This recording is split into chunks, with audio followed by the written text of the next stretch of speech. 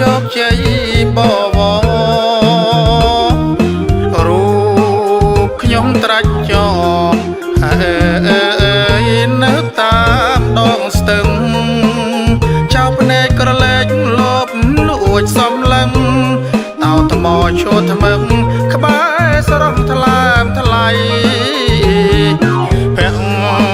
ត្រាមូលខ្លំដូចទាំងគុំនោះភ្នែកទាំងគូ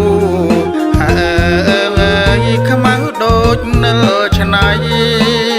សវេក្របខ្នងចងកាចំបីដោយកានអរៃស្រីក្នុងនេត្រាដងស្ទឹងសង្កាបំពេអារម្មណ៍ជួយប្រាប់ដល់មុំ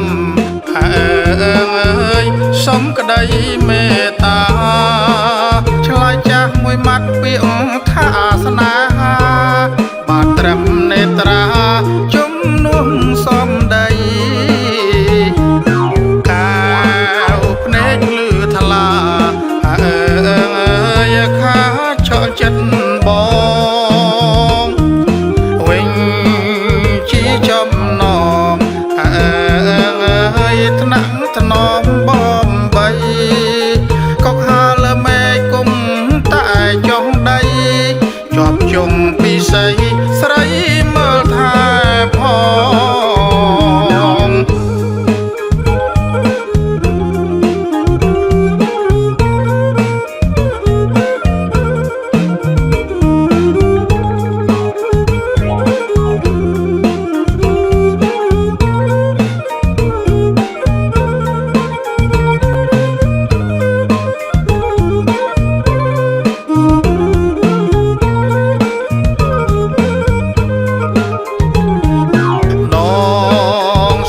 សង្កា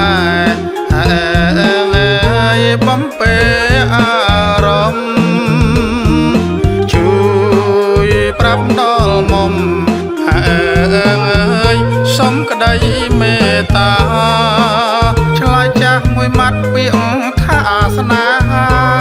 បាទត្រឹមនេត្រាជំនួសសំដីកាវភ្នែកលឺថ្លាខាឆក់ចិត្តបងវិញជាចំណងថ្នាក់ថ្នមបំបីកុកហាលមេគុំតែច